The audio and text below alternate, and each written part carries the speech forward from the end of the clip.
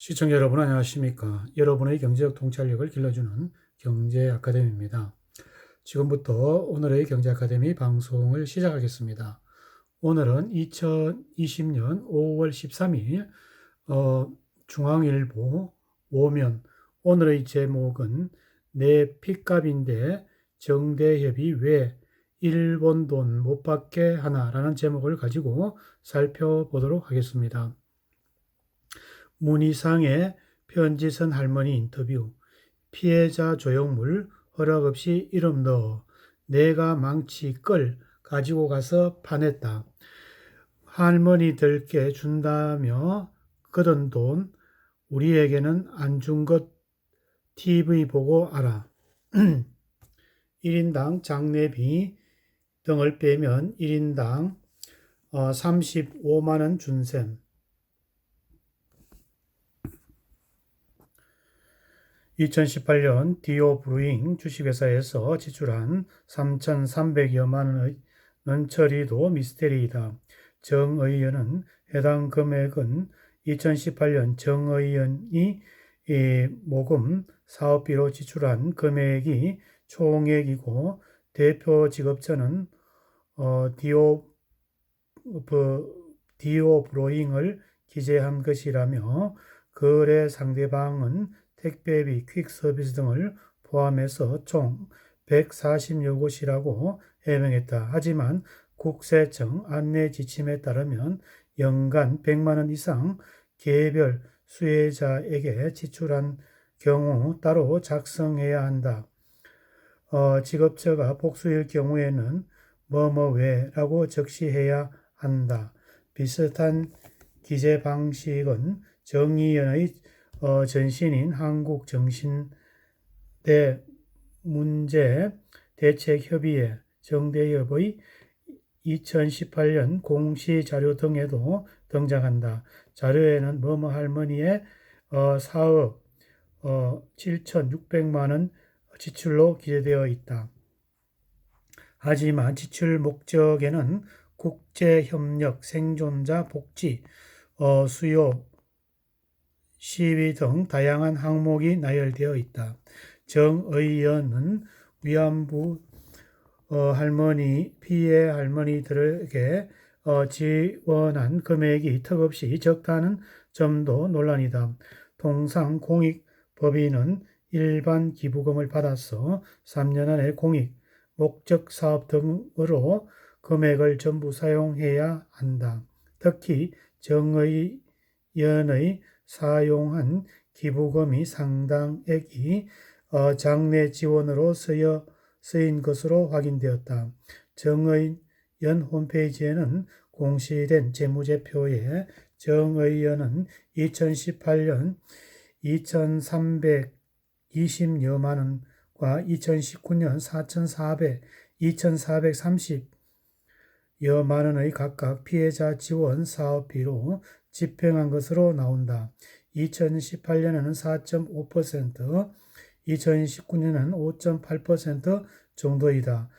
문제는 피해 지원금조차 할머니들에게 직접 전달된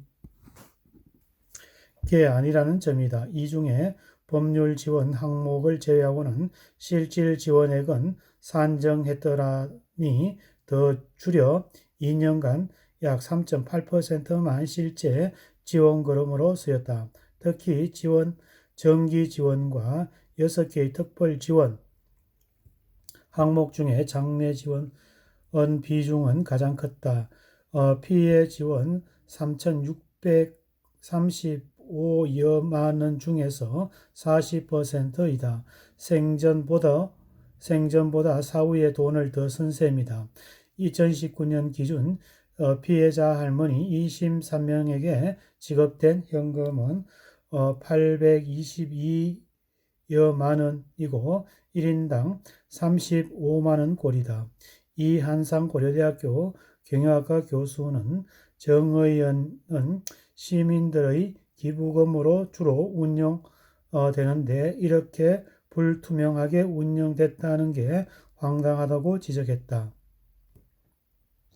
위안부 피해 할머니 A씨는 11일 밤 어렵게 연결된 통화에서 윤미향 더불어 시민당 비례대표 당선이 일본인이 2016년 낸 화해 치유재단의 지원금을 받지 말라고 했느냐 묻자 통화 오래 할 수 있어요.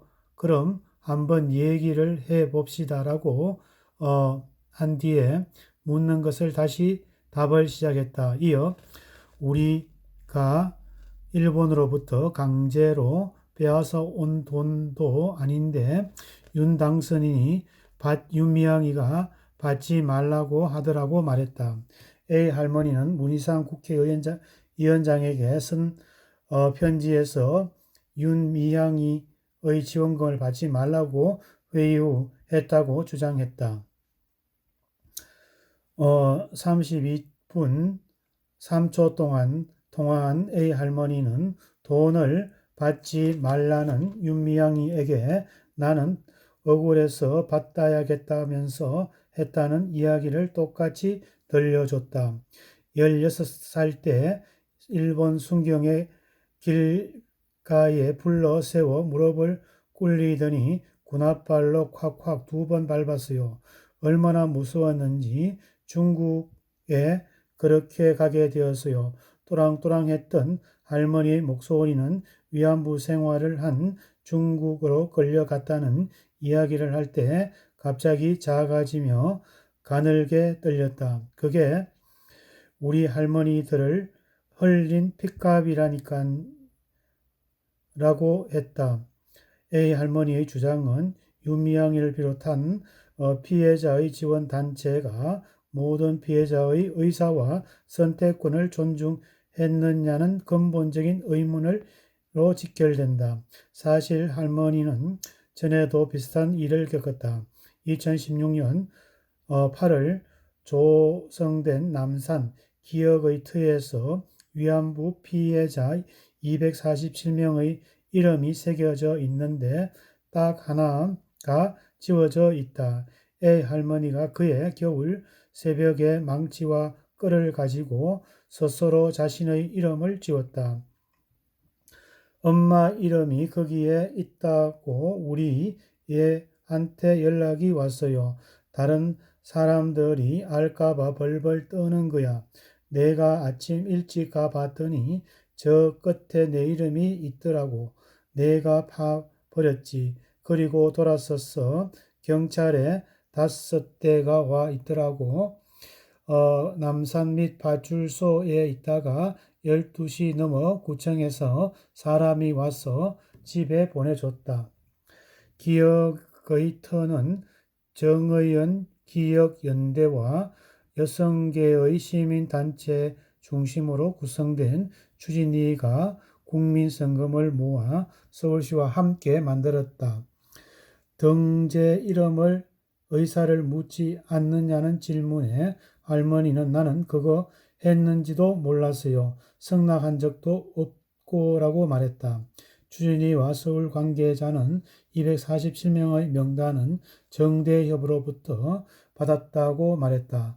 동의는 정대협이 받았다고 이해했다는 것이다. 정의연 측은 수차례 시도에도 연락이 닿지 않았다고. 이게 전부가 아니다. 할머니는 30년 전에 일본 돈 500만 원을 받았고 한국 정부가 주는 4,300만 원을 못 받았다고 했다. 일본이 1995년 조성된 아시아평화 국민기금 이야기다. 정대협 등은 일본 정부의 법적인 책임을 전제로 한 게 아니라고 반대했다. 정부도 대신 4,300만 원씩 지원해 기부금을 받지 못하게 유도했다. 당시 국민기금을 수령한 7명은 정부 대신 지원금 대상에 배제되었다. 하지만 시간이 지나면서 알려진 것과 달리 61명이 국민기금을 수령한 것으로 확인되었다. 54명은 이를 숨긴 것이다. 할머니는 그 이유에 대해 정대협이 무서워서 그랬을 것이라고 짐작했다. 그때 정대협이 일본 돈 안 받는다고 도장을 찍으라고 했어요. 하지만 어쨌든 우리는 일본에게 준 것은 받아야겠는데 정대협에서 막을 필요가 뭐 있느냐라고면서다. A 할머니는 이용수 할머니가 정의연의 재정을 피해자에게 쓰지 않았다고 한 데 대해 나는 TV를 보고 알았다. 이때까지 할머니를 돈 준다고 돈 걷더라고 그렇게 해놓고 할머니한테 돈 한 푼도 안 줬다고 이 할머니와 같은 취지로 말했다. 오늘은 핏값인데 정여대협이 왜 일본 돈 못 받게 하나라는 제목을 가지고 살펴보았습니다. 오늘의 정대협의 횡포를 알아보았습니다. 오늘의 정보가 여러분의 발전에 도움이 되기를 기원합니다. 우리 경제아카데미 TV는 당신의 성공과 행복을 응원합니다. 지금까지 시청해주신 시청자 여러분 감사합니다.